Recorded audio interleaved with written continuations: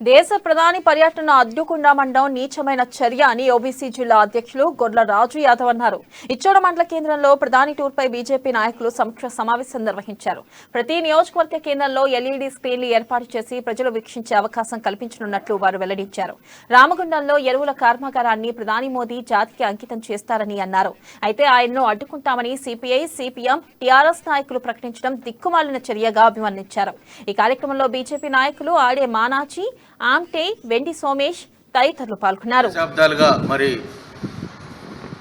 ఈ తెలంగాణ రాష్ట్రంలో కానీ భారతదేశంలో ఎక్కువగా రైతులు మరి ఎరువులపైనే ఆధారపడి వ్యవసాయాలు చేస్తున్నాం కాబట్టి అటువంటి తరుణంలో ఈరోజు రైతులను ఆదుకోవాలా, రైతులకు ఇంకా తక్కువ ధరకే ఎరువులు ఇవ్వాలనే సదుద్దేశంతో ఈనాడు దాదాపు 6,500-800 కోట్ల రూపాయలతోటి ఇక్కడ రామగుండంలో ఎరువుల ఫ్యాక్టరీని రేపు జాతికి అంకితం చేయడానికి, మరి అదేవిధంగా కొన్ని నేషనల్ హైవే రోడ్స్ ఇక్కడ తెలంగాణ రాష్ట్రానికి సంబంధించినటువంటి కొన్ని వేల కోట్ల రూపాయలతోటి మరి ఇక్కడ హైవేలను కూడా రోడ్ల నిర్మాణానికి ప్రారంభానికి అక్కడి నుంచే చేయడం జరుగుతుంది.